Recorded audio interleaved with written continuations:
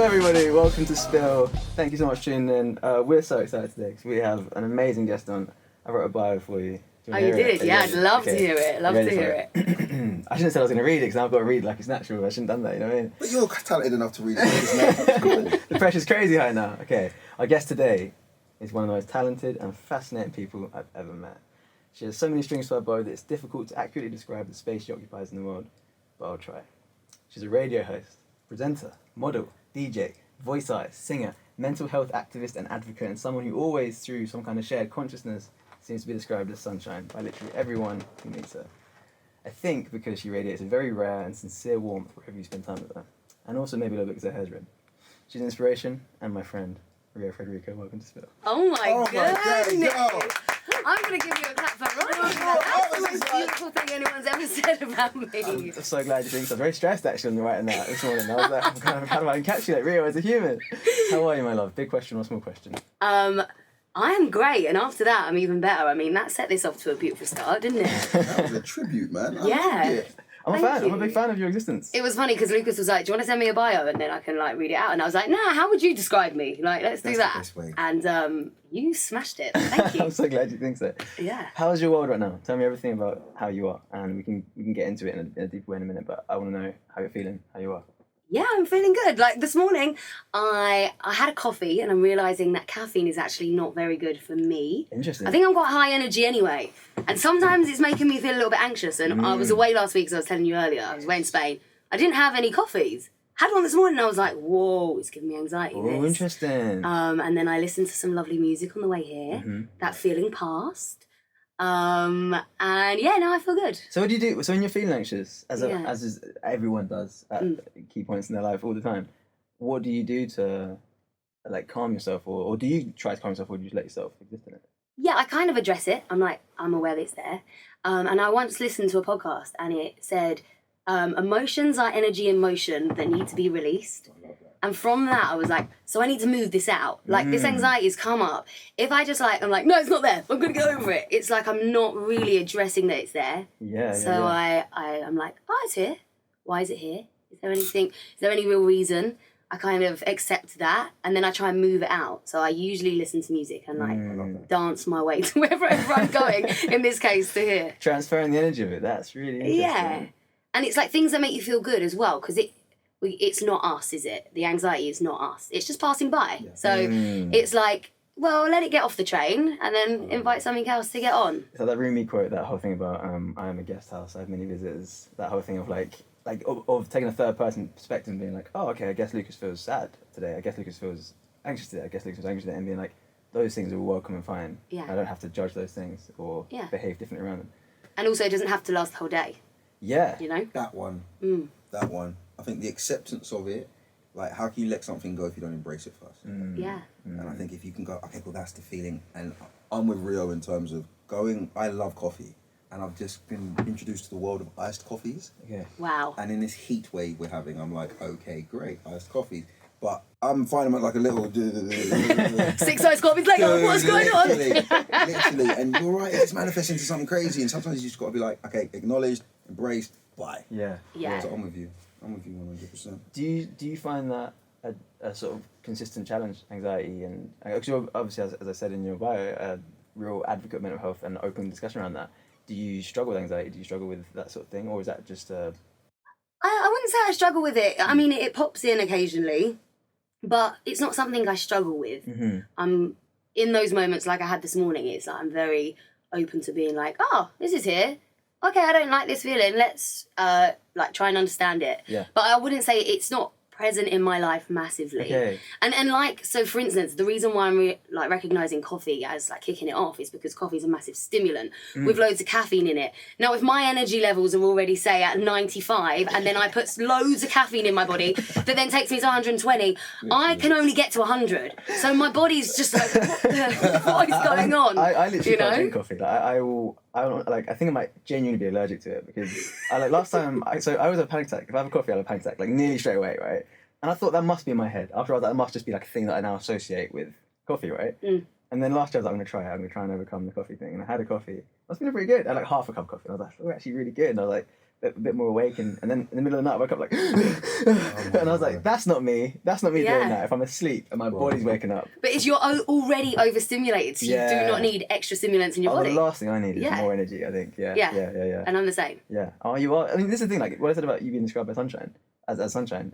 I've noticed that as a phenomena, that everyone who knows you, independent of each other, describe you as sunshine. That's a descriptive word. It's accurate. nice. Like, even yes. when Rio came in, Shean was like, oh my gosh, her energy's just so like you feel it. Yeah. I think you feel a thank person's you. spirit before you see or hear them. You feel a person before it becomes audible. And like when wedding was dope, but I'm like, yeah, this is great. I'm here, but I'm sitting here going, I'm really comfortable. And Lucas, and she came and I was just like, okay. It was like just a little intrinsic jump start because, we emanate what we are from within. And so it's just like, we can talk about, also, you're going to have an open conversation because there's no guard. Yeah.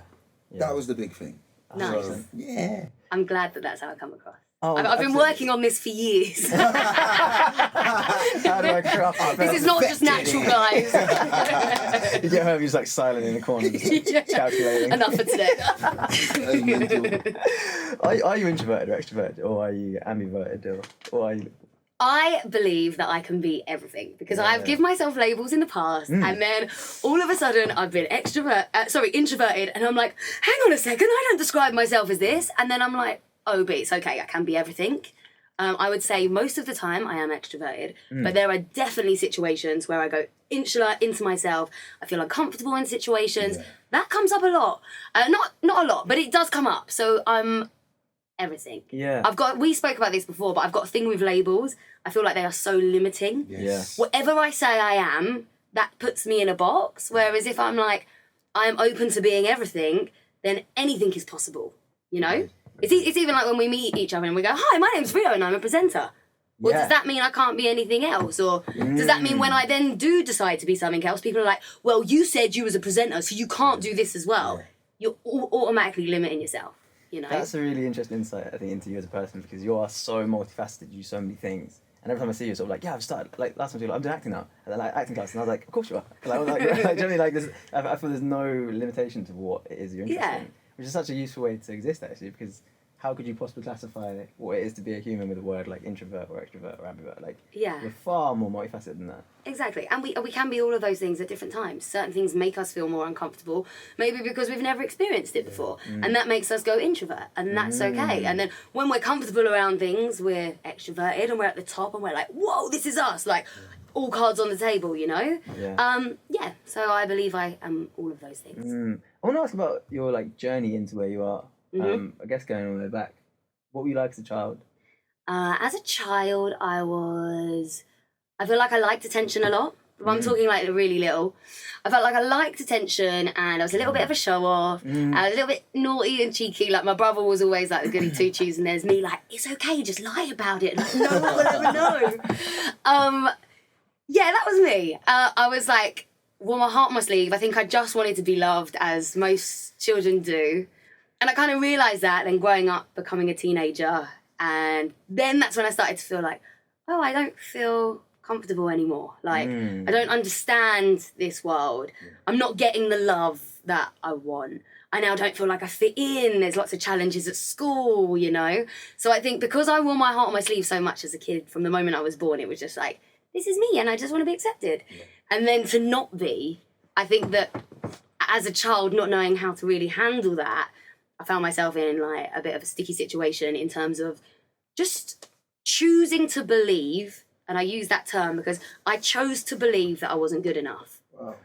And I chose to believe that I didn't fit in, and I chose to believe that like I wasn't worthy as I was. And that kind of came in because of those things, you know? Like growing up is hard enough anyway. Oh my God, And then when you're a super emotional person, but people around you kind of don't understand that, or maybe they are too, but they're not saying it and you're not saying it, and it's like, what's happening here? Yeah. When you say like a sticky situation, like, or you said that you didn't feel accepted by teenage life or the world as a teenager. Yeah. How did that manifest? But also, what did that mean to you?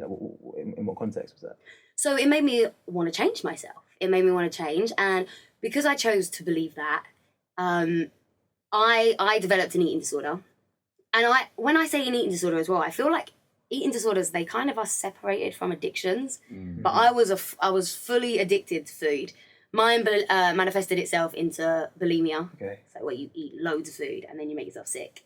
And I was actually thinking about it on the way here because I knew we was going to talk about this stuff, right? So this is how I look at it.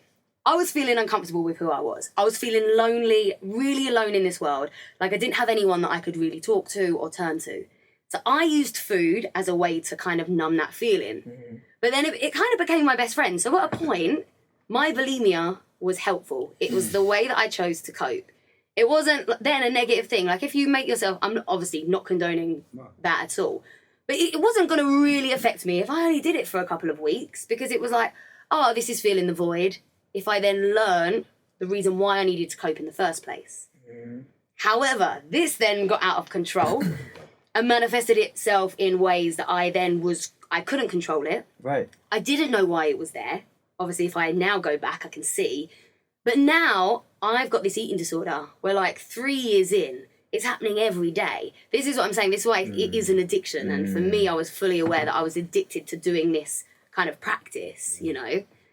But it was just the way that I chose to cope. But I then thought that the eating disorder was the problem and not the trauma underneath it. Yeah. That there, bro. There's so much to unpack. Honestly. Thank you, first of all, thank you for sharing that so transparently, openly, and honestly. It means, I think to a lot of people listening will mean everything.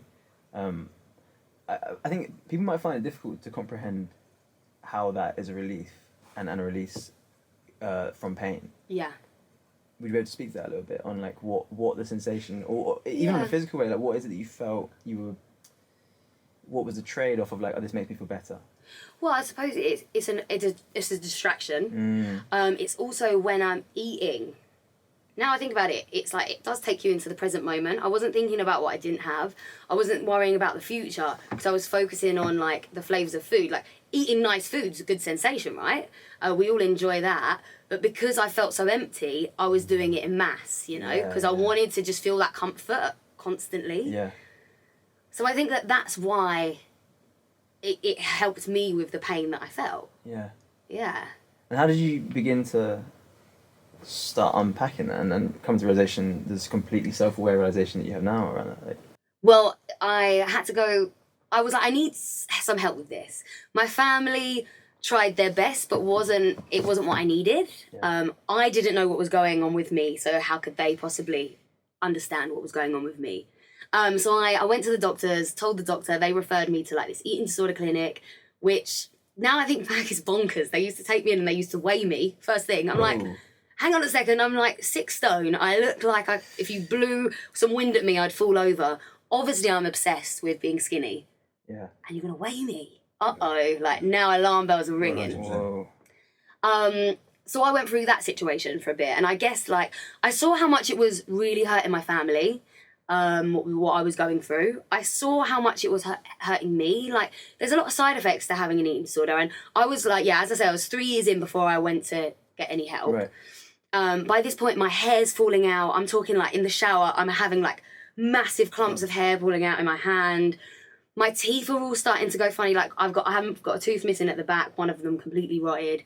All of these have been done because the enamel on my teeth just wore away. From the literal acid of throwing, Yeah, I'm like, I was having heart palpitations when I lied down. Like I would wake up in the middle of the night and I could feel my heart beating so much because I was so slim. Yeah. And it was almost like I could feel a pulse in my stomach. And all these things, like I was experiencing that thinking, fuck, what happens if one day I just die? You know, like that was always there. So when I then started going to the hospital and I realised that actually wasn't helping me, I was aware that I knew something needed to change. Like I then did start researching like the longevity of like how long do I have to have a bulimia before it can like catastrophic. And like really mess me up and like come to the point where there's no return. And because going back to a child, me being this fun loving, like wear my heart on my sleeve, full of life, I was like, nah, this isn't going to be it for me. This isn't going to be it. Yeah. And I took it upon myself. Luckily, I was in like a group of, a lot of my friends were older. My boyfriend at the time was older when I got to 20. And they had kind of like woke up, I like to call it in many ways. And they had friends that were like sound healers, and they had friends that did all of this like alternative healing, and I was like, well, look, the way that I thought was supposed to help me with like going to the NHS and going through like doctors and whatever, that didn't work. So I'm like, okay, I'm gonna try this other stuff. I heard of hypnotherapy. I didn't really know what it was, but I was put a Facebook status on. Does anyone know any hypnotherapists? People commented. I reached out to the person that I don't know. I just felt drawn to. Yeah. And his name was Tom, and he ended up being like such an incredible mentor for me. I actually trained as a hypnotherapist with him through my recovery. Just helping me realise things through hypnotherapy. It's such a powerful tool. So what's the process? What is hypnotherapy? I don't actually know that. I've heard of that phrase, and I imagine like you get to in a like a now. yeah, exactly. That's what most people think it is. Like you're on an all-inclusive holiday, and someone makes you dance like a chicken and stay. Yeah, exactly. I can confirm it is not that. You get into a hypnotic state, so through breathing techniques, and it's like a real deep state of meditation.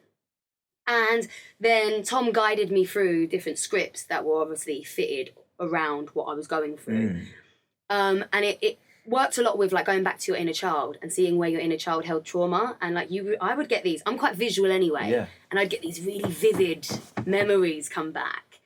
And I was like, I didn't know that affected me. And then maybe 3 days after, I'd be really down, and it was like I was just working through that trauma. Yeah. So it wasn't an easy process, No. but it was so rewarding. And it was like, there were times that when my mum and dad split up, my dad on a Friday night would always go to his house, and he'd always feed us takeaway.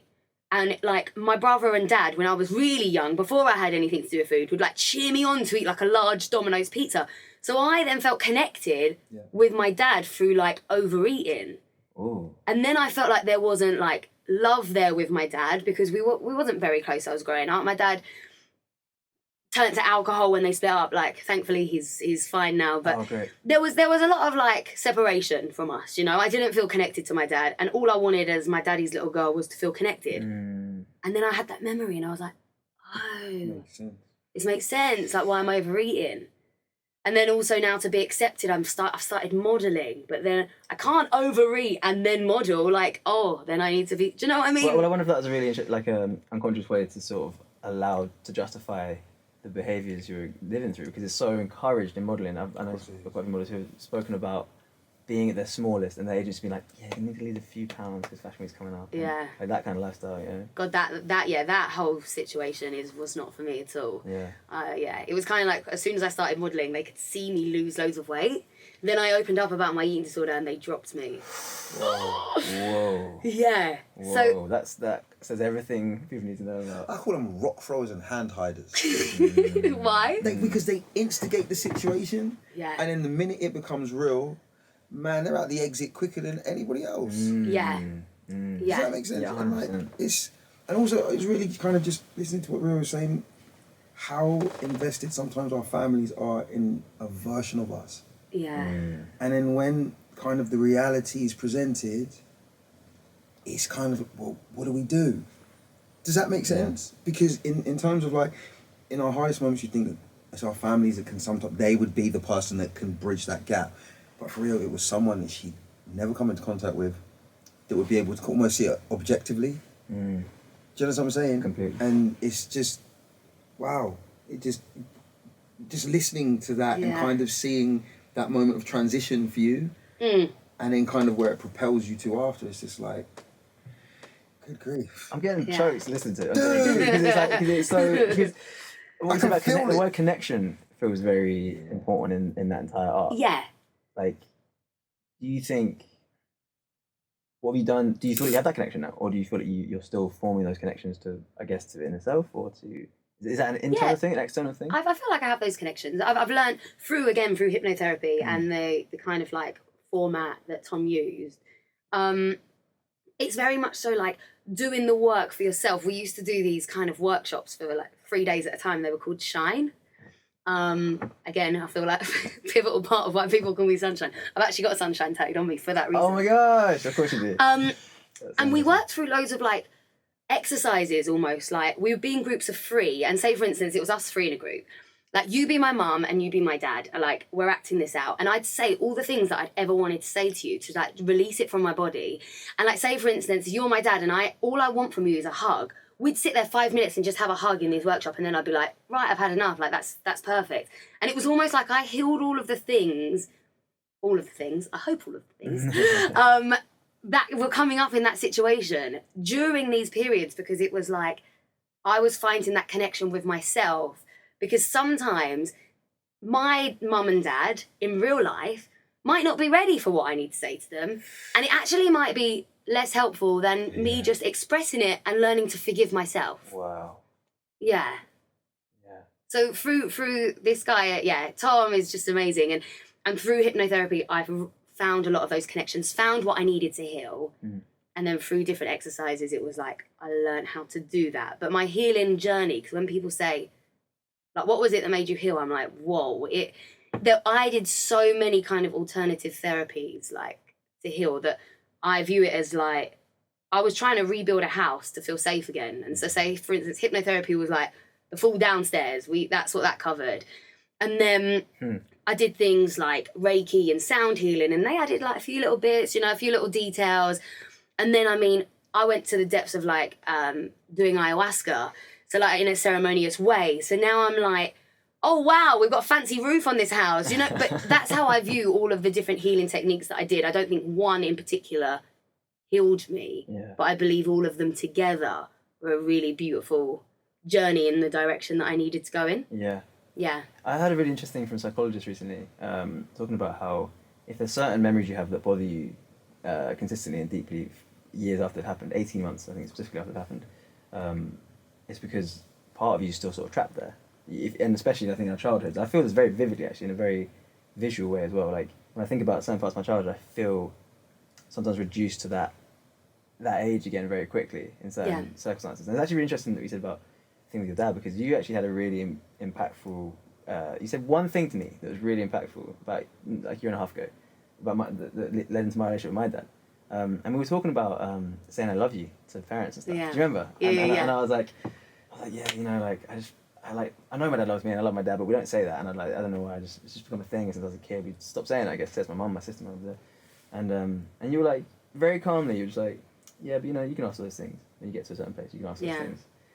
And I was like, I remember being like, trying to say it cool, but I was like getting all like confused and like, is that a thing? And like, I guess a year later, it was really suddenly weighing heavily on me. I was like, why can't I say I love you to my dad without feeling like I'm having a panic attack? And I actually don't know exactly why that is still, but I knew that I needed to address that. And I remember there's a really, actual key day, I think, in my life, like one of the biggest moments of my adult life, when I was at my dad's house and I was sitting there and I was like, told my brother, I was like, I'm going to tell Dad I love him today. And I was like, you get away in the car. I love this. And I was like, yeah, cool. I was just confused, like, okay, cool. And I sat on the stairs and my heart was racing and I was like, Dad, I love you. And when I say I love you, would you mind saying that back to me? Because it just really means a lot to me. And I lost one of my friends recently and I don't want to go through my life and not have that as a part of our conversation. And he was like, oh my God, I love you.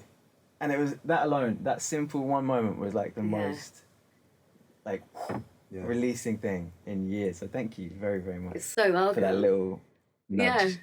Yeah. You're welcome. I'm glad that happens, because it is, I feel like we do get scared to say I love you to like even you guys here now are sharing this experience and like this is a transaction of love. Oh my God, I love you. Exactly. I love you. I love you, Jem. We all get so scared of it. We're like, oh my God, it must have so many meanings and it can't say I love you and all that. And it's just like, it's okay to feel love. And if that is towards someone else, you can say I love you and it be completely fine. Yeah. It's the greatest mind Jedi ever, in my opinion. If love is the greatest power or energy that we have, like the greatest, not even energy, the greatest power that we have, because obviously it can cause you to go against what our minds will tell us that makes sense. Do you know what I mean? Like love is unconventional. Yeah. It's illogical. And if it can do that, and words are creative life force, why would you not just be, it's like shooting light everywhere. Yeah. And so sometimes, and I think that even with you telling Dad, imagine what you were able to release in him. Because also our parents come from a time and a generation, and even with your dad potentially, the models that they saw And then now they've been in this updated world where it's like, everything I learned ain't what it is. And I got kids that need hugs and love. And they're like, what? Dude! you I know that. understand what I'm saying? Yeah. And it's just, and I think as well what you're saying, Rio, it's like we're so kind of destination based. And you were saying that it was actually not about any one thing, it was the process and the continual putting one foot in front of the other and going, okay, cool, I'm not going to get it at a moment, I will get it during the whole process of, and just making people comfortable with that. Because I think, you know, especially in our industry as well, you get to a place where you give a little bit, but you don't really give what you should because, well, you know, I've got to keep some back for myself and I don't want everybody seeing all that fragility. And Yeah. Gosh. It's like the belief as well in that journey, because sometimes you get frustrated and you're like, why isn't it working? I'm doing all of this stuff to try and heal. I'm really working through stuff that's making me feel uncomfortable. When is that point going to come that it goes, oh, I'm free from this? But it's having the belief that that is so achievable. There were many points in my journey that I was like, no, this is never going to happen. It's never going to get better. And then there was something in my mind that was like, no, don't say that. You've got this, you know, you've got this. And again, there wasn't one point that I just said to myself, right, I've unpacked all of the baggage and I'm going to stop making myself sick. It just slowly went, oh, I don't need to do this anymore. Yeah. Oh, actually, I value myself better. Oh, and then one day I might be like, actually, no, I want to do it again. And it's like, that's okay. That's part of the journey. Yeah. And then it's like, it just eases out, you know? Yeah.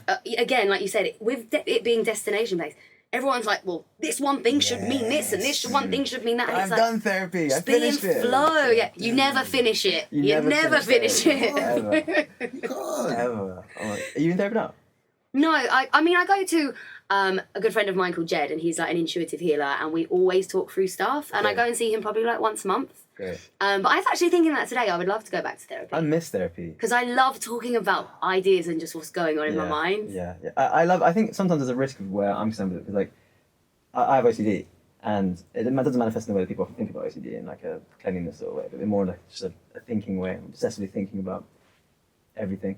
And in my therapy, I can like get a lot of reassurance from my therapist. So I'll sort of like, I'll say things and be like, is that normal? And then she'll be like, yeah, that's normal. I'm like, cool, thanks.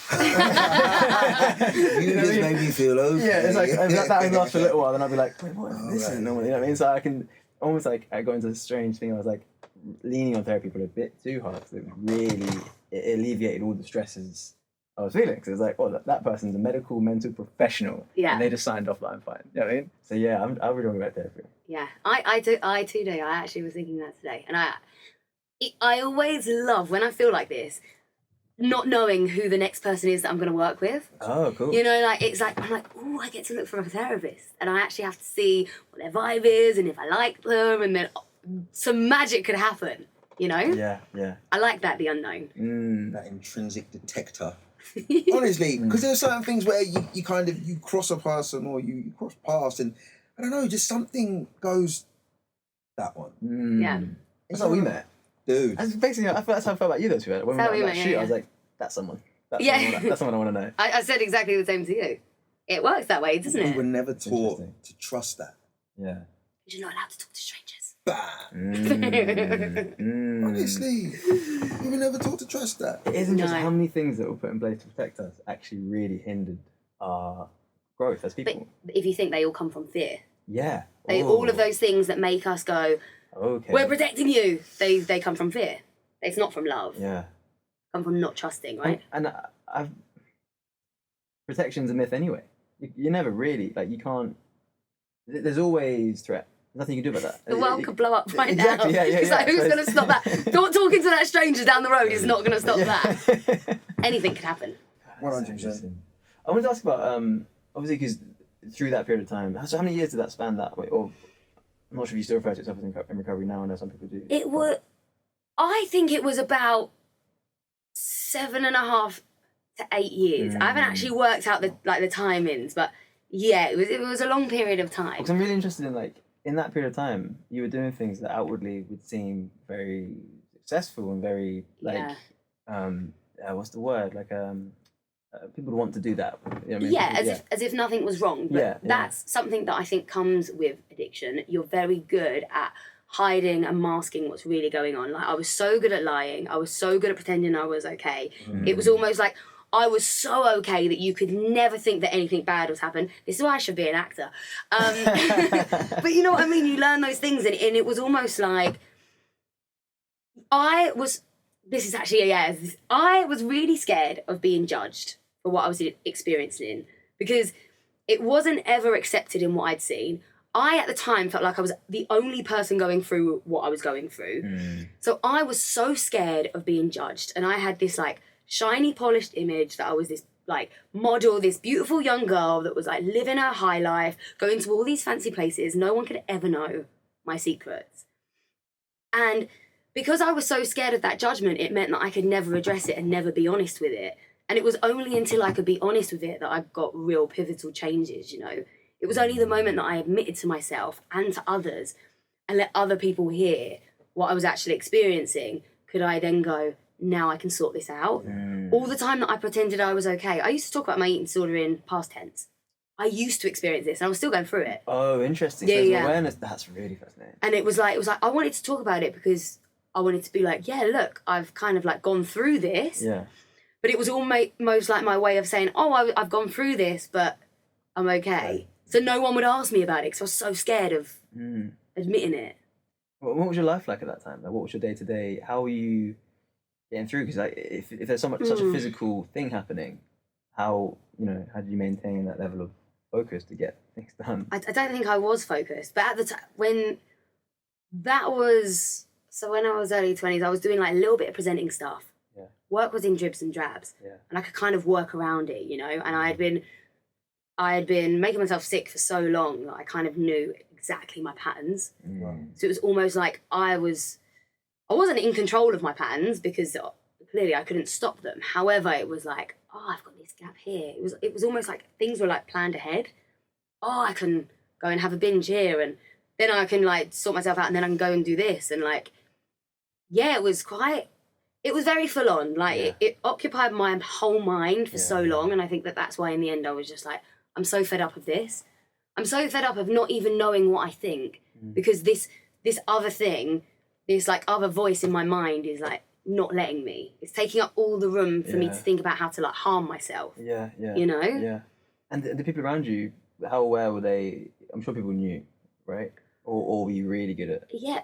No, I feel like people would know. Yeah. Because there was also a point that I kind of put on some weight, so I wasn't as skinny. There was points in my life that I was very skinny, and just by looking at me, you'd be like, something's not quite right. Yeah. Do you know what I mean? Yeah.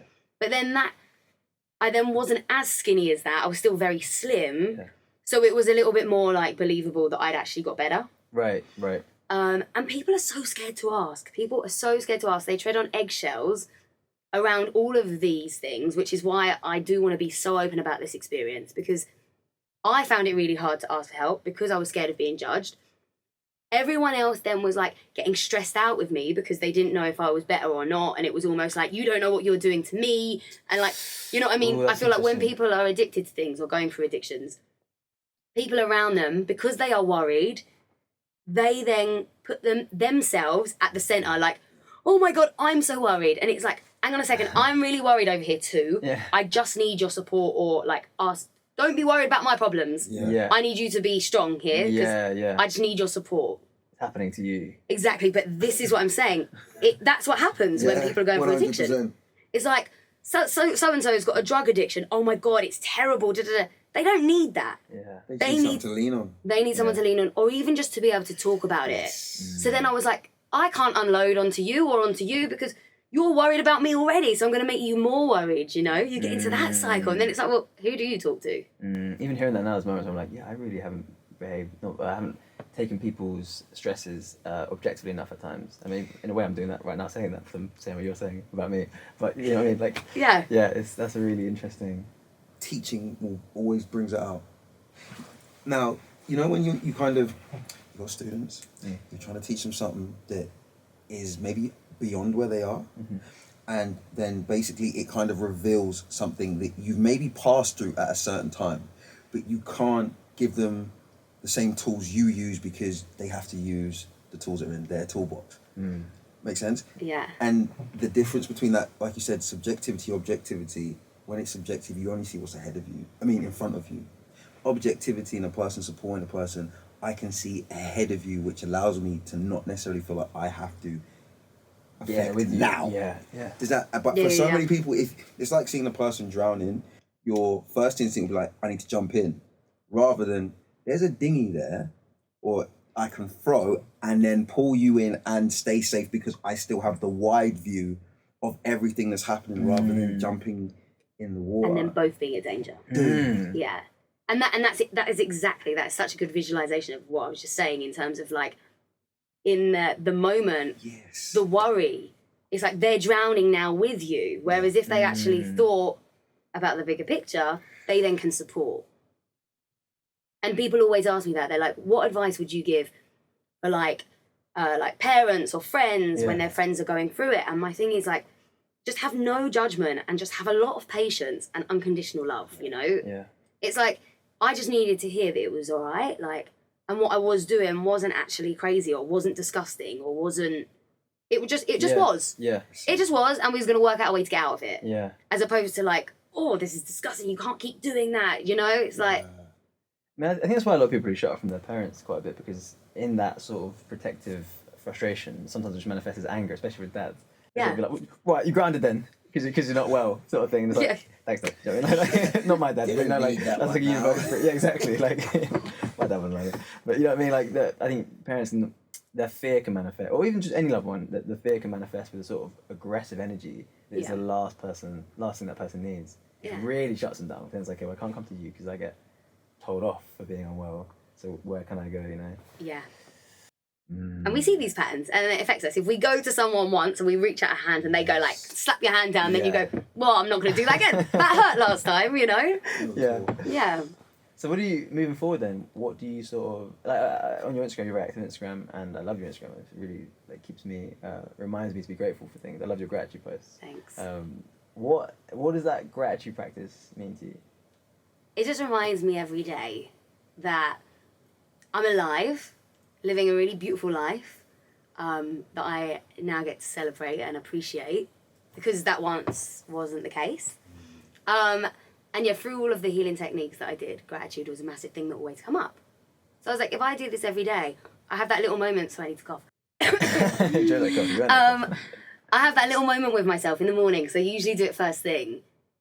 And I just sit there and it like overwhelms my body with this energy that I'm like, this feels great. And I like this, and I like starting my day feeling like this. So if I sit and write it and I just feel it, and it's like, then I share it, and then other people are like, oh, I like doing this as well, actually, it works. And I'm like, well, I didn't come up with it, but I'm just doing it. It connects you to the source, right? Yeah. And I love that feeling. I don't know how to explain it, but sometimes when I know I'm in full flow, and I'll be like walking down the road, and I just experience something, and my whole body just goes like with energy, and I'm like, I'm meant to be doing this, like whatever it is in that moment. You're someone who's so open. Sorry to cut you off, but you're go. someone who's so open to life. I think that might be the sunshine thing, to some degree, because it's like you're so here now and present, and like you can feel the excitement for being alive radiate off you. It's so contagious. Yeah, I mean, I guess because I know that one day this is all going to end. So what's the point in wasting time not feeling this way, you know? Yeah. And of course, I don't always feel this way every second, but it's and that's also okay. But at moments that I can, if I can remind myself that this is how I feel my best, why don't I try and always be there? Yeah. Yeah. That shot me in the head, that one. That one. That I need to write down got me in. after. Bro, that was the one. Yeah. That's the... If in this moment, this is what makes me feel my best, why would I not overinvest in that? Yeah. That one. I always wanted to ask you about, you mentioned ayahuasca. Yes. Ayahuasca. What was that like? Because that's a controversial for some people thing, and a very liberating thing for other people. Yeah, it was. And I'm scared of that. I'm terrified of that. I mean, it's psychedelic, right? So there's a lot going on. I feel like it's different for everyone, so I wouldn't like to put my thoughts forward, because that was just my experience. Yeah, for sure. And everyone else I've spoke to has completely different experiences. Yeah. But the art of it anyway is that you do it in ceremony, and doing anything in ceremony just gives it so much more meaning. You have time, you have patience, you have to be in the now. It really taught me to be in the now. And it's quite a long time, right? Like, it lasts for a while, right? yeah, like 5 hours. And you're going through, like, there's a shaman who's just doing this most incredible sound and dancing and singing, and that's all going on around you while you're having, for me, a very vivid trip. Yeah. That a lot of things come up, like, it's so... The only way I can describe it is like I was asking questions and people were talking back to me that was not me. And I'm like, whoa, this quote came to me in it because I made sure I have my pad. You're in pitch black as well. And it was like... Well, so you're still lucid a little bit? You're still, like, present? You're still, like, right... Oh, okay. Well, if you need to go wee, you got to go wee. Oh, Like, right, and it does right. make you purge as well, so you are sick sometimes if things have I've to come imagined up. it like you're just completely... You're not completely gone and out of body. You no longer exist. But the quote was, don't ever expect anything, just let whatever it is be and let that be beautiful. And I remember being like, because basically this, I see it as the spirits were saying to me, stop making problems for yourself. Like, I went into ayahuasca being like, this needs to heal me, like, show me my, like, dark side. And it was just like, you don't have a dark side. It's fine. What are you looking for? Like, what you're looking for is not even there. So why don't you just enjoy what is? And I was like, oh, okay. Wow. Good grief. Yeah. I'm so scared of that as a concept. I imagine I just never come back. Like, I'm scared of drugs in general, but I imagine that, like, if I did any sort of, like, hallucinogenic thing, that's me gone. I feel like I'm already on the, you know what I mean? I feel like I'm already, like, right at the cusp. On the edge, I'm already. at the cusp of being like, is he right? The fact that you already believe that, like, Well, that's probably it, isn't it? yeah, you're putting that out there already 100%. before you've even experienced The second I feel it. any sensation, like, oh no, that's it. I'm gone forever now. Like. Wow, yeah. Yeah. That's, But it is magical Right. for me. Yeah. It was completely magical. Yeah, yeah. And like I said, another part of the house, of the rebuilding of your house. So. Yeah. Well, like, I'm really interested in what you said about, I'm jumping around a bit, but like, really interested in what you said about between the years of being like a young child, you're very, as a, children, and you, Shean knows very, very well, like, just a pure light, source of light and like freedom from teaching children, that is obviously. Like, what do you think is lost between that age and say 15, 16, when I think universally a lot of people feel like they sort of lost their sense of self? Yeah. Or no. I think, well, like, we're not taught all of the things that I feel like in life I've needed to know. So we're not taught how to love ourselves. We're not really given the option to do the things that we love. It's like, you're going to do English, maths and science. You're going to do it this, like, for this long in your day. It's kind of like we don't really know who we are because we are just following the structure that has been in place since a time where people went into work in factories after they left school. And we're kind of not at that place anymore, right? So like, how are we really expressing ourselves as kids? Usually we're just fighting for attention in a classroom full of 30 other children, which we might not get heard. So it's like, and then sometimes kids feel like they've got to be naughty to get that attention, you know? So then I think that was me. you're already creating a pattern here that's like, oh, I'm not good enough just as I am, so I'm going to be naughty. And then that becomes your thing, and it's like, that's your label. Oh, that's the naughty one. This is just in hindsight. It wasn't necessarily me, but automatically then you're shaping who you are as the naughty one, and you're letting that manifest in your life, as opposed to you're just the one that wanted to be heard. You know? And then you're growing up and your parents put their kind of judgments and lessons on you, which, as we just spoke about earlier, comes from a completely different time where maybe there wasn't as much love around or things wasn't spoken about as much. And so then they're giving you those lessons and you're like, oh man, this feels like I've got a weight on my shoulders, you know? Like, I just want to cuddle, man. Like, I'm just here. I just want to enjoy myself.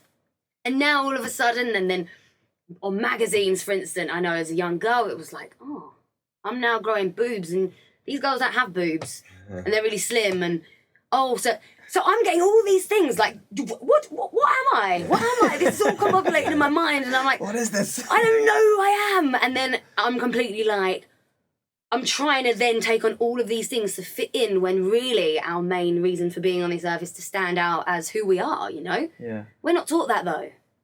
You've got to kind of go through a massive process, I feel, to get there. 100%. Yeah. Projected expectation. That's what marks us. Because Yeah. at 5, I want to be an underwater fireman. You and I both know that makes no sense. But as a 5-year-old, I can fully imagine fire underwater. Yeah. Makes sense? Yeah. And then it's those things that, like, and something that Rio just said, like, if we're unique, you are one of one. Yeah. You're no copy. So why on earth are you trying to fit this mass mold if you're one of one? And we're teaching this in school. Yeah. That's why I think like projected expectation over understood perception, like teachers are, in my opinion, are some of the most, they should be getting the monies, bankers and Footballers. Oh my Lord. Yeah. 100%. Because they're shaping the next 5-10 generations of what we're going to be. Yeah. But they should also be trained in order to Thank do you. that in a way. Yes. It's like, if you look at the way that becoming a teacher is kind of like, that's the last resort for what you wanted to do, and then it's like, that didn't work out. So it's like, oh, I'm going to be a teacher. And it's like, that's not how that should be. Backwards, yeah. You've got all of these beautiful young beings in the palm of your hand, and if you don't know, if your self-esteem's low, Oh my gosh. and then you're teaching it, like, that's just a recipe for Yeah, disaster, yeah. isn't it? I mean, saying one compliment to a child once can change your life forever. Yeah. Like the first time It a can. teacher was like, "You're quite good at poetry." Done. Fine. Thank you. I know what I can do now. You believe in yourself. Yeah, completely. Yeah. Yeah. It's really, really interesting. With the attention thing, how do you? Because now you have a lot of attention. Like you host a radio show. You 30K followers on Instagram, and you've been through the whole model like lifestyle thing. Yeah. How do you deal with the attention now on that side of things? Because I suppose you're talking about like looking for attention as a child. Yeah. And in the classroom sort of misbehaving. What do you do with attention now? Well, I love it. I enjoy it. And I know, because the message and the intention behind all the things I'm saying and what I'm putting out there, I believe in. Yeah. So it's like now I like it. Yeah, I mean, obviously there's the occasional like guy that wants to be inappropriate. And again, I'm just like, okay, it happens. I can delete that comment. I don't have to look at it, you know? Yeah. But no, I would be lying if I said I didn't like the attention. That's really refreshing to hear, because I feel like you manage it in a way that feels very authentic and very like you. You know what I mean? Like everything you put out is entirely what you, like you said, like you believe. And I'm coming to understand myself more as well now. So it feels like everything I do, I'm talking about things that I like, and I'm presenting myself in a way that I'm happy with. Yeah. Sometimes attention just feels like work. Make sense? Yeah. That's why I can respect how Yeah. the balance Rio's found. Because to do so much, then it's almost like you've got so many different groups of people that kind of, I want to plug into this and I want to plug into that. Yeah. And to not kind of find that, what's the word, like draining? Does that make sense? Yeah. Like sometimes let's say I'll put something out and then you kind of, you know, people want to talk and stuff. I can answer the first 2 or 3. And then after that, I was like, guys, I gotta go still. Like, I need to go have a lay down. It's a bit much. But to get to, how do you mentally get past that? Or do you just kind of see, it's like, well, no, it's just conversating, and when I'm done, like, I'm done. I could just not even... Yeah, I like talking to people. So I think that I really enjoy... It helps. Yeah, That's what I'm going with. For me, I love that side of it. Like, I love meeting new people. I never know what's gonna come from that. Yeah. So I enjoy it. Yeah. But also what I did want to put in there is like, I do love the attention. And what happens if I don't get the attention? What happens then? Like, then how would that leave me to feel? Do I put too much of my, oh, I'm doing well because this is how much attention I'm getting? Yeah. Do I do that? Maybe I do a little bit. So now I suppose the next hurdle is to work out how to not put so much emphasis on the attention that I get, and it solely just be because I love what I'm doing. Yeah. You know? But that's what I find so intriguing about it. Is I think people seek to sort of be in a position where there's attention on them, with like Instagram followers and in the entertainment industry and stuff, in the hope that that attention will fill the sort of crater inside them that feels a bit lacking. And it feels like because you've done so much work on yourself prior to that, and through recovering from your eating disorder and like so on and so forth, that your intrinsic self-worth that we talk about a lot on this program is already solid. So then you're not using the I keep using the word attention, doesn't really fuck enough, you know what I mean? Like the sort of platform you have, I suppose, as a crutch on that. That's more of actually just an expression of your authentic self, which I think is like the ideal way to do it, I think. No, Yeah. I agree. Yeah, and like, bits and pieces still come up. Yeah. I'd say definitely. Like, I always believe that there's more trauma once you like inner child stuff, and I've healed some of that, and then recently I've just gone through a breakup, and that's Sorry. Sorry to hear. that's okay. but it was for the best. Yeah. But it's like those parts, I'm like, oh, is this rejection?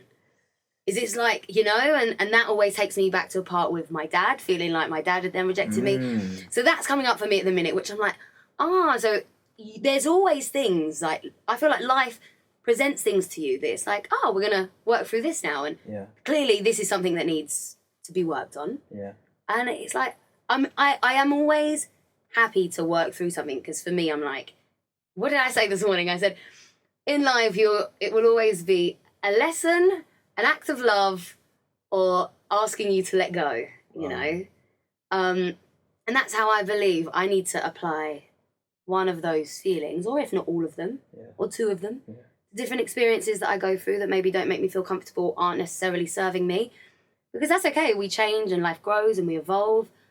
And it's okay to let go, as long as like there's not resentment there, and as long as I can look at it and be like, oh, why is this coming up for me, or why didn't this work? Yeah. And be completely open to what that is as well, what that looks like. Yeah. Yeah. How are you dealing with the breakup? That's a rough one. I'm going through a breakup as well. Yeah. Grief. Real grief. Sorry to hear that as well. No, thanks. Yeah. I think I'm okay with it now. The first 2 weeks were really tough. It was my decision. Okay. Because I just knew that it wasn't serving me. Like, in a relationship, I feel that you don't have to do all of these things, but I need to be emotionally met or be listened to when I'm speaking about my emotions. Sexually need to be met as well. And then, so emotionally, sexually, and supported. I need to know that if everything then went wrong for me, and me and you have decided to be in a relationship, that you can then support me in my times of need. That doesn't have to be financially. It can be in many different ways. And I didn't feel like I was being met on any of them. So then for me, I had to look at that and go, I need to stop being the person that tries to help everyone. So I've done that now in my last 2 relationships.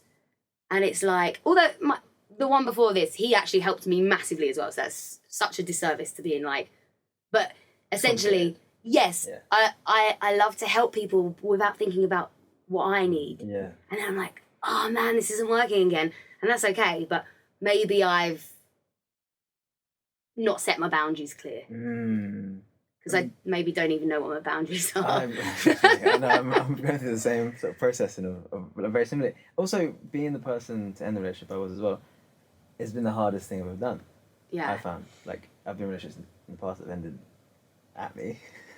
Yeah. And being the one that's, like, it feels way worse, because the burden of our now future feels as heavily on my shoulders rather than a mutual thing. I don't know if you feel any of that.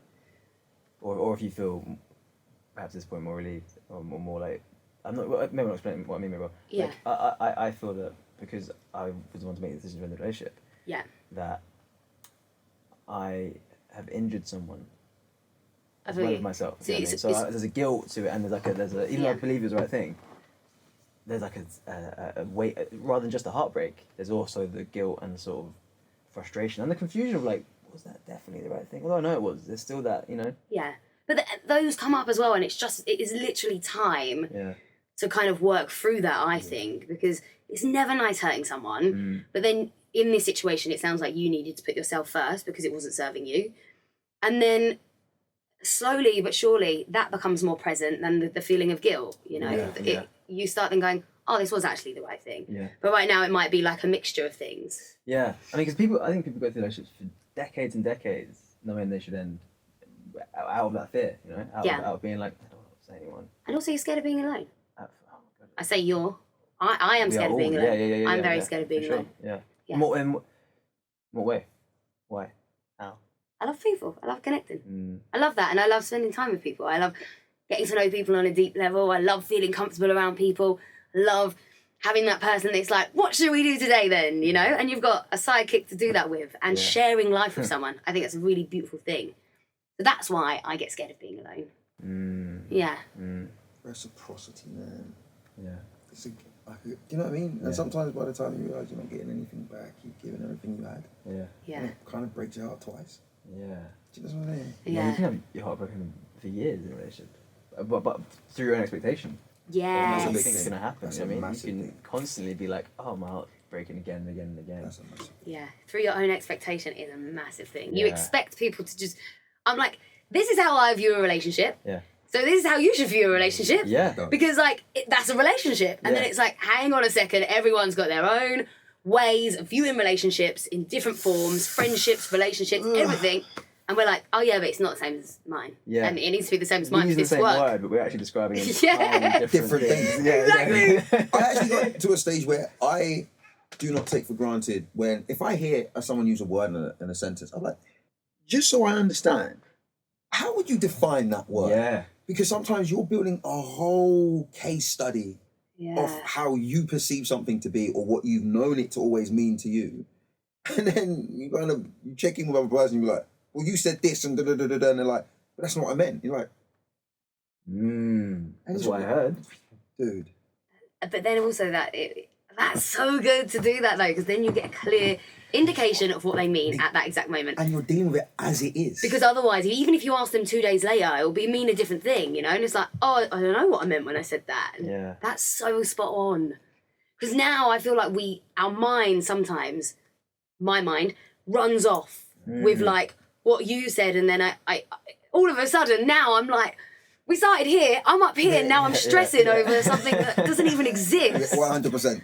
Yeah. Something I'm very grateful to my last girlfriend for, actually, lesson I learned from her was that, like, she was like, you do this thing where you would say something to me, and then you'll process like 5 hours worth of stuff, and then you'll finish that sentence basically, and like you expect me to have heard all the dialogue, Yeah, like, in to between. heard all the bit between, and I'm like Yeah. just delivering 2 endpoints. It's very true. I do that to the moon. What happens to the 5 hours of stuff when you're daydreaming? This redacted section, I'm just going to know. Expect you to understand the full Mate, story. are you crazy?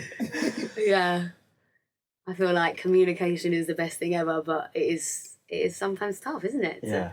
To really be open and honest with how you feel at different points, because you don't want to upset someone like we were just talking about, and Yeah. does it sound stupid, and am I meant to feel like this? So many of those things come up. I think also, like, there's something to be said for relationships being standing alone in their own power for the time they were, and that's okay. Like, forever doesn't have to be the goal. You know, it can be like a really beautiful time in your life. You can go back and think, I'm very grateful for all the joy that came from that, and that's ended. But that's okay. You know, Yeah. rather than sort of berating yourself the rest of your life about it not working out, quote unquote. Because like, well, you know, what was your intention? Was your intention to love each other and be present with each other and be kind to each other and have fun times together? Yeah, well then you succeeded in that in many ways, probably many times throughout however long you were together for. But even if it was like a month or 3 years or 5 years.